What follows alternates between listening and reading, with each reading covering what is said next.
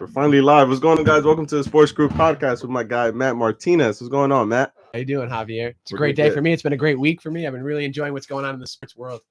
Yeah, well, we'll definitely get into that in a little bit, but we're gonna start with some baseball first, and then we'll jump into maybe some college basketball after. So first, let's talk about the Yankees. Obviously, they are currently 4-8. And with that, we can obviously talk about some positive and negatives. What are some things you noticed as a team and individual players? We could probably go down the list of everyone who's played so far. We're not gonna obviously talk about anyone who didn't play or just are injured.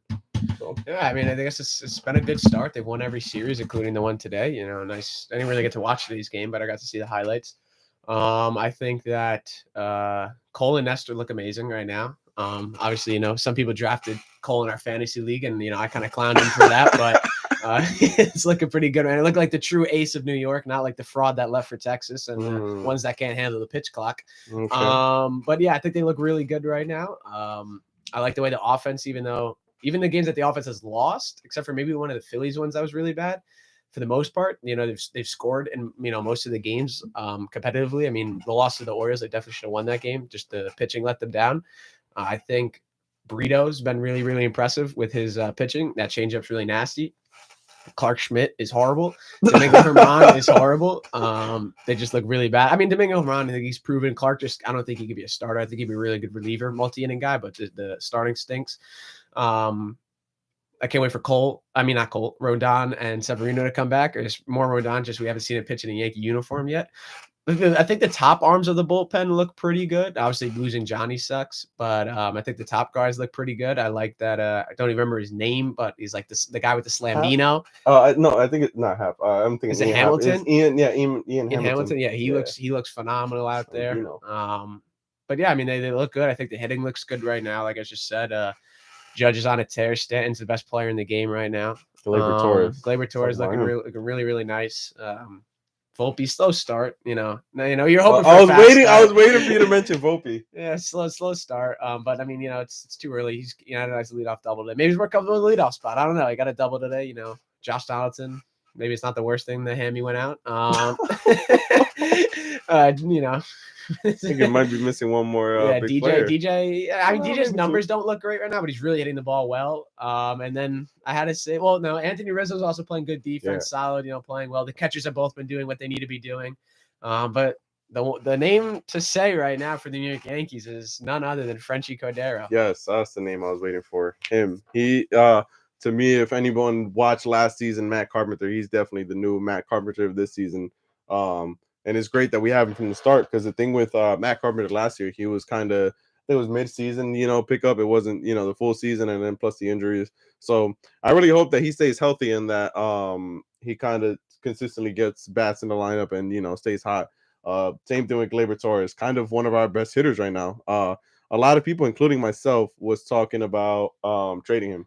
I think we mentioned it maybe a few weeks ago, possibly trading him. I definitely did. I think you might have been a little reluctant with it, but I think we should definitely keep him if he continues to play. I wouldn't, even if he keeps sitting at somewhat this rate, I still wouldn't use that for trade value. I wouldn't. I'd probably extend it. No, yeah, I just know more ball than you, but no. Yeah. So obviously Rizzo, he's gotten off to a good start too. He was hitting, I think it was 300 before today, but right now he's hitting 282, which is still great, because last year he was hitting like 220, right? Yeah, as long as he's like 260, 250 and above, like you'll take that production out of him, because he's going to hit 30 bombs again with that short porch at Yankee Stadium. For sure. And obviously I think the shift has played a factor. I'm glad, I remember during spring training you mentioned you liked the shift, but you wanted some readjustments. But I'm glad that they haven't done what we thought they would, which would be the left fielder in that spot. Well, somebody did do it. No, but not at least for us. Not we against don't us. have Joey Gallo anymore. Yeah, so that's what I'm saying. I'm very glad that we don't have to deal with that. And then obviously Frenchie, we know he's been tearing the ball off the cover recently. Another person I really want to talk about, I think that both of us didn't mention, was Cabrera. He's been well. I mean, what's annoying with him is that they play him for 2 or 3 days, and they rest him for 2 days in a row, and then they play him. I don't get that one, but yeah, he's looked good too. I kind of wish he got the I don't want to say the Volpe treatment, but more of the Judge/Torres treatment that they've played a lot. Volpe's obviously played the most, but I think Cabrera should play the most because, again, he could play every position. I did want him to be more of a utility man, the left fielder, but honestly, Well, now that we got Frenchie obviously hitting, and then I think they started playing a little bit Calhoun, who's been decent. Just have him in the lineup every day. I don't care if he's your everyday left fielder. Just put him there every day, kind of how you were gonna have DJ last year, play. And obviously, even though Hicks, I think he got 2 hits yesterday, he's still terrible. He's hitting 167. Well, Hicks is terrible. And what you could do with Cabrera is, I mean, eventually they're going to have to give up on Josh Johnson at some point in the season. If he's still doing pathetic, you have to give up on him. He could be playing third base for you a lot more than left field this year, especially if Frenchie, continues to play how he is. I don't know how much they put Frenchie in left field, but I mean, I feel like he should be able to play it. He plays the outfield. He played today left field. I think yesterday good. Also possibly left field. So yeah, he's played actually a lot of left field mainly. And I haven't seen like a big error from him. Something that kind of like how we saw Cabrera with just that one playoff series. And I guess other players like IKF for sure we've seen like those standout plays. IKF to me, honestly, he's another one that I think I had 3 players I texted you that should go: Hicks, IKF, and Josh Donaldson. They are all terrible. Hicks is hitting 167, IKF is hitting 105, and Josh Donaldson, I mean, I think he had like a good 1 to 2 games and then went back to normal, and then he got hurt. So I honestly, that injury is a blessing in disguise for the Yankees. Obviously, you never want to wish an injury on a player, but I think it benefited us in a good way. The pitching injuries have not benefited us, and at the same time, it kind of did too, because you got to see Burrito. He kind of has been stepping up, and honestly, if Frankie is out for the whole year, I hope he's our 5th starter, Burrito, and I hope that they figure something out with Schmidt and Herman, like whether it's sending them. Well, for Schmidt, maybe sending him down to AAA or making him a reliever, or just trading them. I don't really care what they do with them. They aren't major league ready starters right now for me, at least this season. When we're healthy, I want to see obviously Cole, Rodon, Sevi, and Nestor as our top 4, and then Burrito as our 5th, and then anybody else I have to get rid of. Bullpen wise, I think I'm kind of fine with it as of right now. I'm pretty sure by the deadline they'll maybe make some trades for more lefties, because Wandy's still our only lefty, so I think that's a huge issue with us. And like you said, Stan has been outstanding, as well as Judge and Torres, but mainly Volpe I want to talk about, because he played great in the spring, but I remember you told me this all the time, and a lot of people always say spring doesn't mean anything.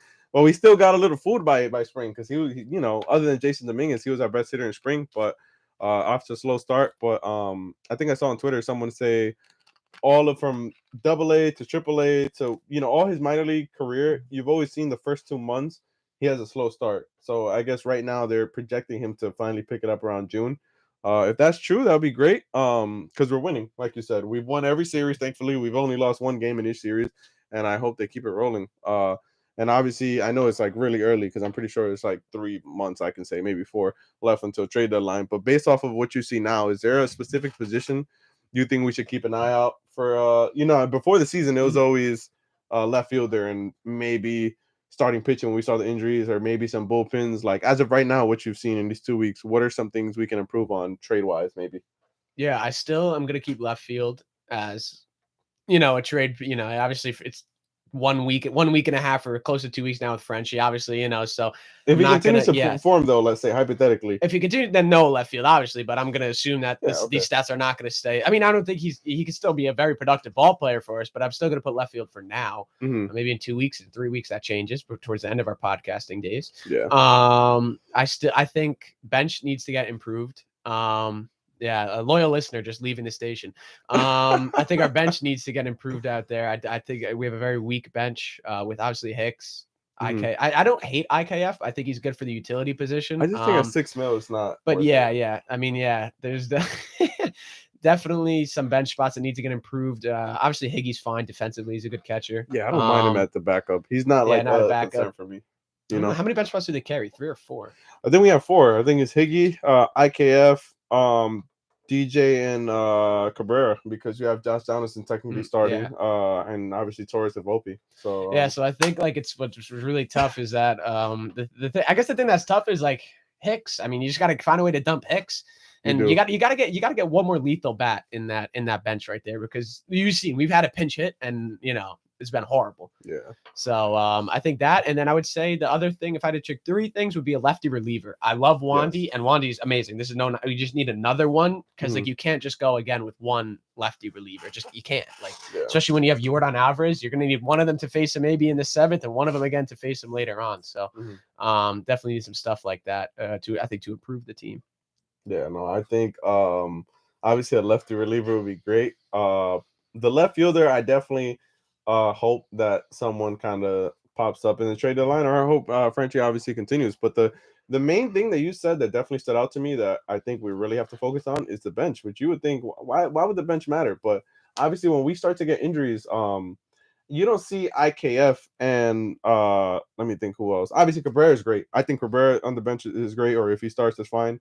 Um, DJ, I mean, I guess he's a great bench piece. He should be obviously he is starting, but like I'm just thinking more of when Josh Donaldson to come back. I don't think he should be a Yankee this season. I don't think Hicks should be a Yankee this season. Again, IKF. Those three, I wish they weren't, because then maybe Frenchie and Cabrera play every other day or whatever. You're including them in the lineup. You're including DJ obviously in the lineup. Is just, yeah, like you said, one more bat would definitely help. And then you think about instead of running a 4-man bench, it would be nice to run a 3-man bench. Obviously Higgy would be one of the spots, and then we'll probably have one, and maybe hopefully trade for another piece so that we can have another bullpen arm. I think we should definitely target not target, but just figure out the bullpen, whether it's bringing somebody up or making a couple trades to balance it out. But I think the pitching is going to be our main issue in terms of the pen, not starting wise. And just a few possible candidates. I was just gonna throw out their names and stats before obviously we switch topics.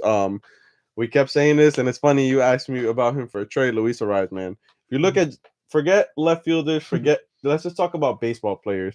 The person who is leading in average as of right now is Luis Arraez, hitting 500, which again, I'm not saying he's going to end the season hitting 500 because that's very unrealistic, but we all knew he was going to be this good this year either way, because last year he won batting champ, and we said, man, the Yankees, and it's funny, we were probably the only ones to ever mention Luis Arraez, because I never saw any reporters ever mention him. The targets is always Brian Reynolds. Some people said Ian Happ during the deadline, obviously Benintendi.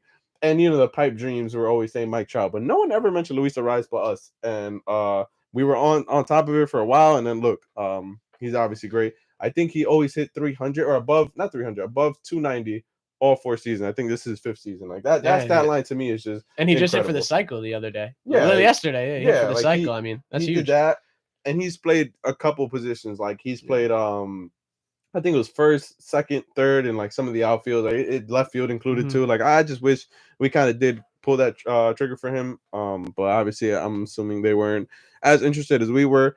Another one that we've talked about, which signed today, I'm trying to look for his batting average, is Ian Happ. Yeah, I'm kind of sad that we probably can't go for him, even if, let's just say we have an issue in left field, and let's just say the Cubs are bad. I don't see them trading him because they locked him under contract. Can't find his batting average, but I know he's hitting pretty good this season. That's one of the other people. And then I saw Brian Reynolds was hitting pretty good. Yeah, 5 home runs. Yeah, Brian Reynolds has obviously been really good. This season. After I came on this podcast, I said, yeah, I'm kind of over the Brian Reynolds hype. He comes over here and proves me wrong. Yeah, Brian Reynolds, honestly, he is someone who, you kind of look at his stats, and honestly, he was he had a good 2019 season, which we said was a juice ball, obviously, and then now he's kind of stepping up. Yeah, he's hitting 289 with 5 home runs. He's tied for second in all MLB home runs, and switch hitter, and kind of young. Well, not kind of young. He is young, so that would have been a great target if we looked at it. But they kind of did value him as high before because they wanted, I think, Volpe, they wanted Dominguez. And honestly, after looking at spring training, yes, it's just spring training. I still have a lot of faith in Jason Dominguez eventually coming up. And it's funny now thinking about it. If Jason keeps hitting really good from now to, let's say, September, and he starts to get called up, what happens when Bader, obviously, I think his contract's up this season. Like I wouldn't know what they were. What would the outfield be? Because you have Judge locked up. As of right now, you have Bader. Let's just say if Jason doesn't even come up this year, he comes up next year. Are you going to re-sign Bader, expecting Jason Dominguez to come up next year, or like are you just going to let him go and wait for Jason to come in, kind of how they did with Volpe? Like they never signed shortstops because they were expecting him to be a shortstop. What do you do with Jason? I think you have to sign Bader anyway. If you don't have, who's your center fielder? That's true. You probably could put Jason in left field. Well, that Because you would also okay. have no third baseman So next year either. so if that's the case, that means are we going for a left fielder this year? Because if you I re-sign think it depends Bader, on the market. I think it depends who's available. I mean, I right? think you re-sign Bader, you let Jason play left field if he's ready. Mm-hmm. I personally think Frenchie Cordero, even if he keeps this up, is probably a 1 year thing. They maybe try to try, but he's 28, and I don't think the Yeah. Yankees are not gonna say, Mhm. "Oh, you had one good year," and all of a sudden just Yeah. sign No, you to something. No, I'm not saying he's gonna get a big contract, but I don't think they're gonna it's not. Yeah. unless they sign him to be like a platoon player, get a bench bat, but swing and stuff. It all depends Mm. on obviously Jason's development and stuff like that. But I wouldn't be shocked if they bring Bader back. I mean, I don't think. I mean, He's a really. I mean, he Bader's is the just a best good defensive. defender. The Yeah. only thing with that though is I'm sure they're gonna be like, oh, as he gets older, he'll regress out there in the field. But I mean, they got big decisions. I don't really know the free agent pool yet. That's not my priority yet. Re-signing certain guys. He hasn't even played again. Like this season. So got to see what he does. Obviously throughout the season before I fully make something whether we should sign him or not. Yeah, and obviously I finally been looking for so long. For Ian Happ's number, he's hitting 282, which again is really good. All the targets that we kind of mentioned are above average hitters, like above 280, which would be really good. I just as long as the Yankees figure out how to get rid of Hicks and at least That's a win for Josh, me. yeah, that would be Yeah. more of a win than anything. I mean, like you said, if we keep IKF, we do, but I just feel like he's not gonna produce for us. He's not gonna be an X factor. Again, he's hitting 105, which yes, it can improve by the end of the season or whatever. But it's just I don't see huge value for him like I do for other players that are currently on our team. Even with Volpe not hitting as well, I think he's hitting 143. I still see value in him because his ceiling is so high and it's such a slow start with IKF. He's been in the league for 6 seasons already. Like you already know his ceiling. I don't really kind of care much for him. Yeah. So obviously it is early, so hopefully but I know next week, I know it's really early to talk about this. I know next week we probably won't do a show because I know that you'll probably go to Yankee Stadium, I think. I am going to. Yeah, I'm Yeah, going to I'm hoping see to the go too. So Angels coming. so So obviously not next week, but the other week I hope that we still have a winning record. But even right yeah. before we switch to college basketball, I want to just mention one thing I didn't have here. I believe the Rays, as of right now, are 11-0. What are your thoughts on that? The Rays are a good team. I'm not going to take away that they're 11-0. They have good. If we were talking about this last night in my room, they arguably have the best rotation in baseball. I don't think their lineup is as good as what they're doing right now. I still think it is a very good lineup. Obviously, they have every player healthy right now too. Last year they didn't. I don't think they're 11-0. I think they could easily win the AL East. I think they could give the Yankees a damn good run for their money and beat them. But Okay. I just also think that they're playing a lot of weak teams. But I think, as somebody said too, if this was the Yankees schedule, somehow they would be 500 still. And that's just the way the Yankees do things. Somehow they'd find a way. But yes, Tampa Bay is a good team. Overrated right now, obviously, but 11-0, impressive nonetheless. Yeah, we'd probably. I mean, still they played lineups. probably the 4 worst teams you could say right now. Yeah. Yes, the Red Sox being one of the 4 worst teams in baseball. Yes, I agree. Rivalry or not, they only have Devers. That's it. And if he doesn't play well, that team's just not going to go anywhere. Unfortunate. They have all the money in the world to spend money. They have all the money to keep this rivalry. I mean, this rivalry is always going to be a rivalry, but right now they have all the money. They had all the resources to continue this. Their starting pitching's horrible. Chris Sale's done.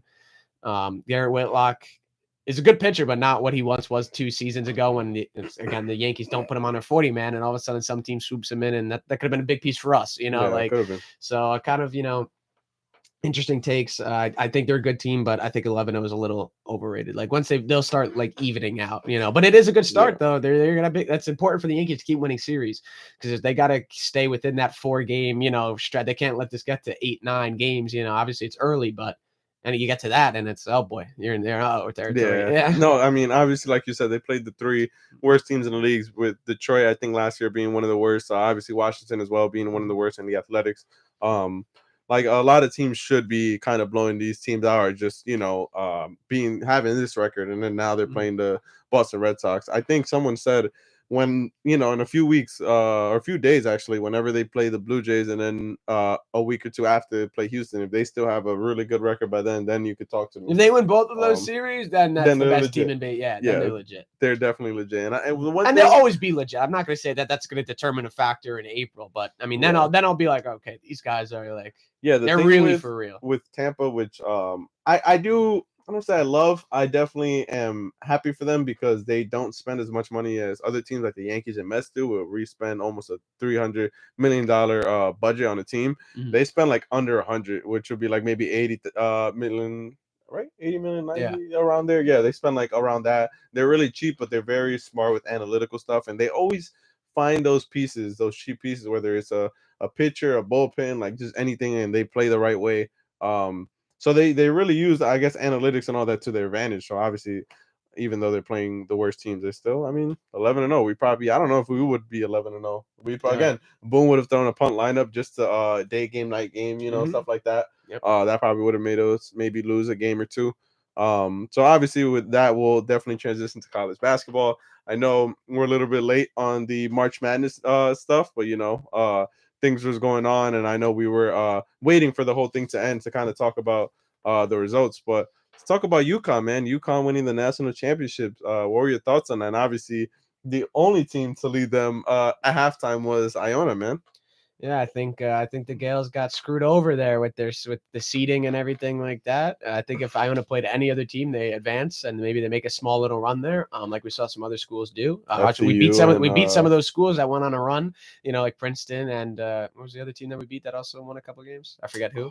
I'm There were trying to two. remember. There were two that two schools that we beat that I just can't think of though right now. Princeton was was one definitely of one of them. them. I can't remember the other There was team. another team though that made a couple. Yeah, That I made a actually run. I gotta look for forget that. though. But okay, so two teams from us like that made a run. I don't think it was Vermont, but that's the only team I could think of. I think they lost round one.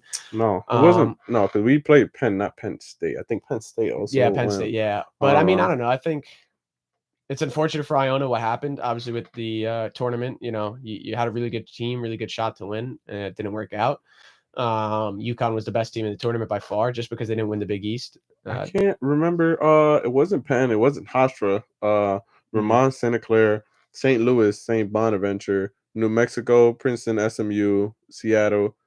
Why do I feel like there was another team? Well, maybe that was it. Maybe the last 2 years that teams that we've handled have made deep Yeah, runs. Princeton was definitely, I know, one of them. Yeah, I really thought we played another team that won a game, but I'm just missing something. We might have mixed up Penn, maybe with Penn State. No, I knew we didn't play Penn State. Oh, okay. I'm a Penn State hater, so I knew we didn't play Penn State. No, I mean I think UConn was great. I think they're the best team. They were the deepest team, most complete team, great coaching staff. I mean, the top one through bottom, they're the top tier, of what the Big East is and what it will continue to be, maybe.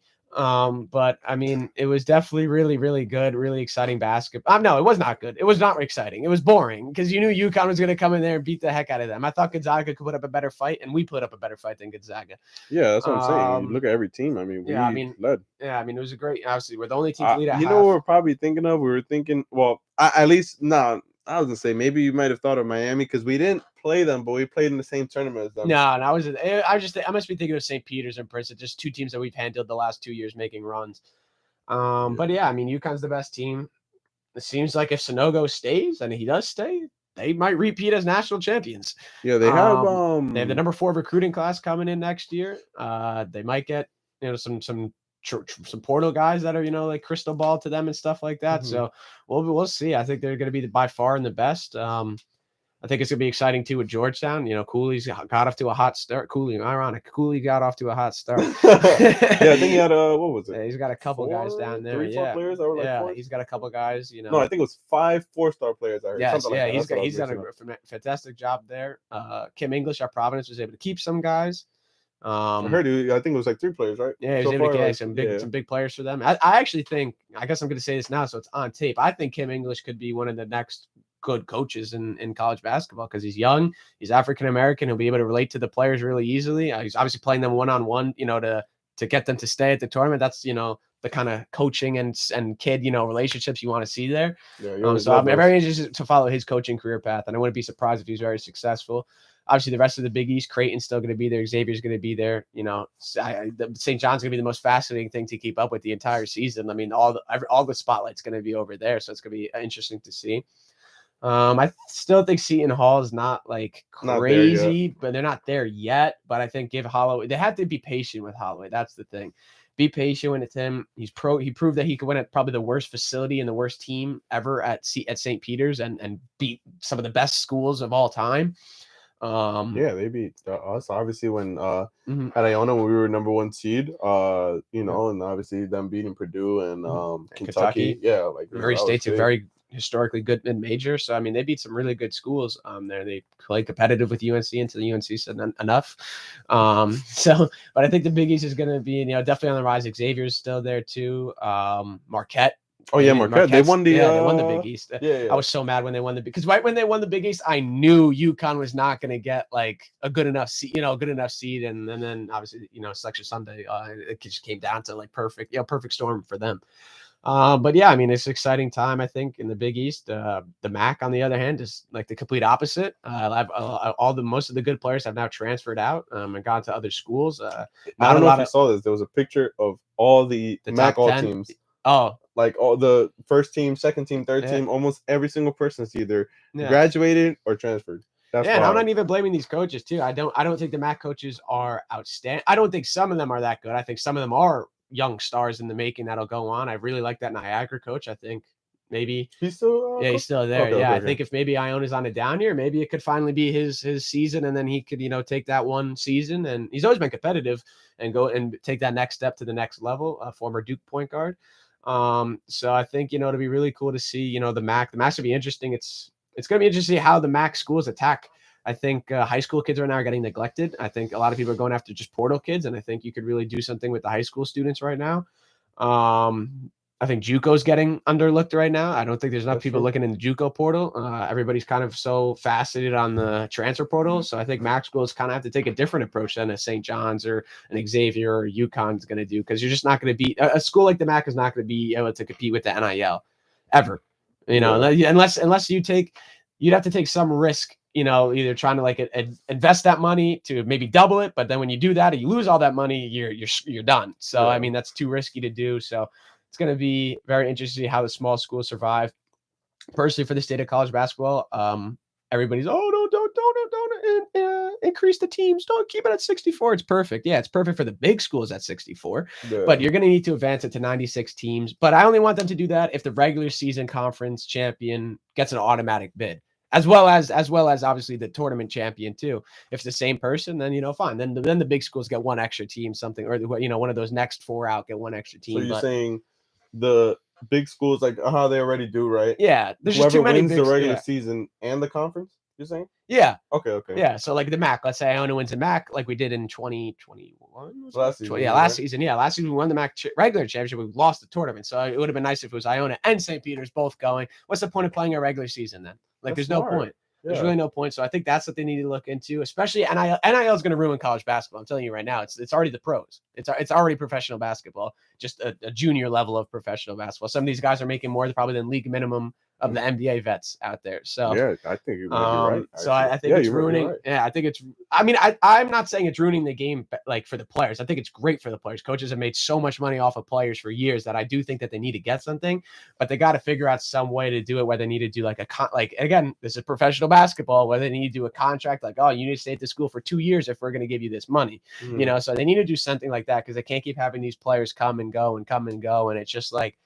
I don't want to say there's just no loyalty. Obviously, the players looking out for themselves and stuff like that, and Yeah, and obviously their coaches families have and left stuff. too. Coaches have left, and stuff like that. So I think it's kind of tough. But I do think players, it's good that they get paid. But some of these amounts are kind of ridiculous.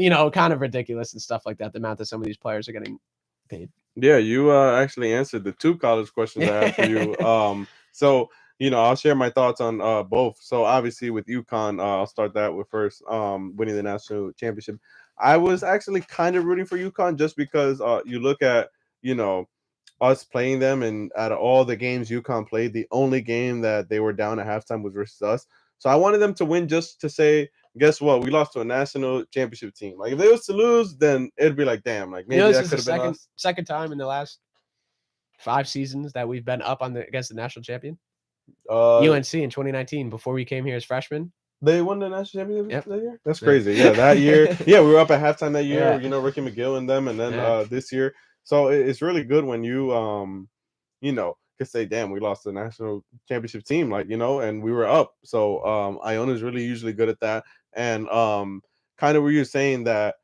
I think obviously jump to the last point with the NIL and the transfer portal. I think this was kind of early in the season. Coach Patino mentioned this on his one of his post games for Iona. He mentioned that he likes the NIL similar to how you do. With obviously, it's great for the players. It's great for it's kind of good for everyone, but it does ruin kind of the game a little bit. I can't remember the exact lines Coach P said. I think it was like NCAA is being proactive, not no, they're being reactive, not proactive. Yeah, he was basically saying like, which you mentioned this maybe a few weeks ago. You said you wish that the NIL, not the NIL. I don't know if it was the NIL or the team should have like a cap, something like that. You mentioned. Yeah, I think they also need to cap it so you can only spend so much money on so many players. And obviously, big schools are going to have bigger.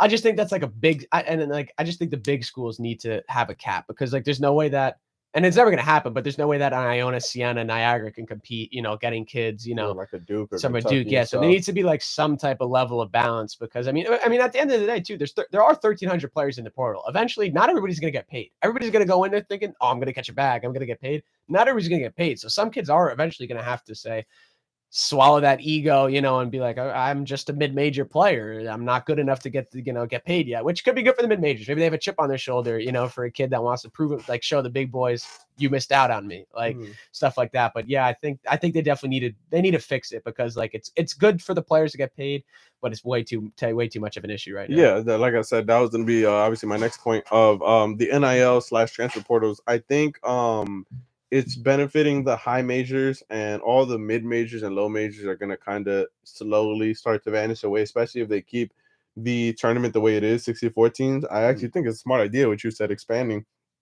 because you give a chance to anyone who is in first place in their league and anyone who wins the conference championship. So you obviously could be potentially guaranteed 2 teams for every conference, possibly, unless the team wins, the regular season and the conference championship, then it's good for them. But obviously, I think that would be a smart idea because then you bring back a little bit of the mid-major and low majors, and then you think about like the mid majors kind of don't have a shot no more to getting high level players because you look at Iona kind of the first 2 seasons under Rick Pitino, we got a lot of players that you would probably think that they would go to like other schools, but they came here because the name of Coach Pitino. But now with the NIL being such a big thing this year and a little bit last year, but more this year, you've seen a lot of players and obviously coaches leave because you kind of have to just now go for those big programs because that's what you're competing with. Like you said, there's like 1,300 players in the transfer portal. And obviously, you look at Iona. Obviously, now with Tobin, I think it would be great with his approach. Whether it's going, I've seen for D2 players or JUCO players, because you look at it, high school players. You even mentioned this. High school players aren't getting as much looks as they used to, and this affects. It's funny. This affects high school players probably more than anything now. Just if you're a high ranked high school player, like maybe top 100, you're good. But like the players who weren't ranked before, that let's just say made it, they're probably going to start off in mid low majors. Like this is probably maybe a bad example, but I'll never forget Damian Lillard, I think, was unranked in high school. He mentioned his story, Paul George, and like they went to some pretty decent schools, but you look at maybe if they played in this day and age, they would have probably maybe been low mid major. You look at someone like a Walter Clayton, who I looked before Iona. Maybe I might have been wrong. I could have swore on something I seen he wasn't ranked like a star wise. Yeah, I think one had him like non, and like maybe Verbal had him in like a 2, and Verbal commits like 2-star. Like that's what they do for most people that aren't like that they don't. Yeah, so I think Walt wasn't as ranked as now. He obviously just transferred to Florida. He is a 4-star. Like you look at hypothetically, what if Walt was to be incoming freshman now? For whatever school, he'd be overlooked. Yeah, and you see Walter's, and that's where I feel like personally, then the contracts or agreements need to come into place, because if Iona took the risk on Walter, you're not rated highly, but where you think you could develop, like Iona shouldn't lose that player because of their ability to scout. Like their ability to scout, recruit and find a player. Like NBA, when you draft somebody, you get like a good 3-4 year contract. I'm not saying you should restrict the player for 4 years, but like you said, maybe a 1 to 2 year. Maybe like a JUCO thing where it's like you can stay for 2 years and then you could go on if you really want to go get money and stuff like that. I mean, which is sad. I mean, it's so sad to say now. It's like tough now. And I know you're like the Kevin Durant of college basketball. Like you just root for the high majors, but To unfortunately, everybody knows this. College basketball is only college basketball because of mid majors upsetting the big boys. Otherwise, other than that, it's all we're about to do is make college basketball the professional leagues. And like we said, no, we didn't say this yet, but this was the lowest watched NCAA tournament. Yep. So I think the ratings will just continue to get worse and worse if it's just big time schools and nothing exciting. It got exciting when Furman beat Virginia. I bet you the numbers skyrocketed. But if we're just gonna see USC, FDU too. Yeah, if we're just gonna see USC versus Arizona or Arkansas, as the 8-9 game or the 12-5 is gonna turn out to be like the 12 seed mid major that's really like close to a high, like that still has 30,000 like students on their campus. It's just not going to be, as exciting as it once was. Yeah, which is why they need to adjust. If they're going to keep this format, they need to adjust everything else. Yeah, like you said, the St. Peter's run, that was watched by a lot of. I remember I was watching every game from like all the way to Kentucky. And I guarantee you that saved their tournament, because other than that, it wasn't anything like that crazy. Was the only thing that I can remember that really stood out. Especially, I mean, it was a little biased from us because we're a MAC school, but even then, like everyone was kind of watching the run. Yeah. And that's why obviously got Shaheen to go to Seton Hall. You got some of the players like Matthew Lee, Daryl Banks, and Doug Etter obviously to transfer out, and Casey Defo. So like that run obviously helped perplex those schools, and obviously next season should be, I guess, interesting. I kind of want to see how Iona does with the new NIL approach. A good new coach, Tobin, obviously won the first 4, I think, as well as the first game versus Purdue. So he has some recent winning experience with March, and then obviously Iona won't have the talent as they did the last 3 years, but I think it'll be the approach of how Coach Clues had his teams, kind of JUCOs and stuff. And then also with the departure of Coach Pitino, how St. John's does with the Big East, because like you said, the Big East is pretty tough now with UConn winning the national championship. They're probably in play for a very high portal prospect of Nick Timberlake. That'll be probably big. We don't know if Sonogo is going to go to the NBA. It's still really early to kind of judge a lot of teams in conferences, like, for example, like St. John's and the Big East, because they're still trying to recruit players who, they're waiting. Their roster hasn't even been set. And even if you have a good roster or a bad roster set, you can always develop it from now to March. So again, that even goes for MAC schools, because I think Iona only picked up 1 player so far. Yeah, they've technically 3 players on the roster, including Osborne. So yeah, so like it would take time for both Iona and let's just say St. John's to develop to where they're supposed to by March. And again, a lot of the MAC schools, Niagara lost their best player, Noah Thompson, I think Thompson. Him and other, again, top all MAC teams, all of them probably transferred out. So I think it'll take time. So I think it'll be really interesting. Probably not sure if by next year March we'll still be talking about this, and hopefully try to figure out a way to do some type of podcast for March Madness. But obviously from now on, since college basketball has ended, I mean, the only thing we could definitely talk about is the baseball season and maybe some updates on some transfer portal kids. Probably some kids to watch out. Of course, Nick Timberlake is one. The other kid from Duke decommitted, and any other big name that decommits or commits, we'll definitely talk about. And before we end the show, obviously I want to thank you for coming on the show, and I'm really excited for. Probably won't be next week because Matt will definitely be at a Yankee game, and I might join along with him. But if not next week, 1,000% next week we'll do a show based off of the Yankees thing. But I just wanted to say that this Sunday, I know a lot of people were asking me like what possible job career I was going to do after graduation, but I will announce it this Sunday through social media, Instagram. So definitely stay tuned for that. And I appreciate you guys obviously tuning into all these shows. And Matt, thank you for being here. Of course, man. So we'll see you guys in 2 weeks.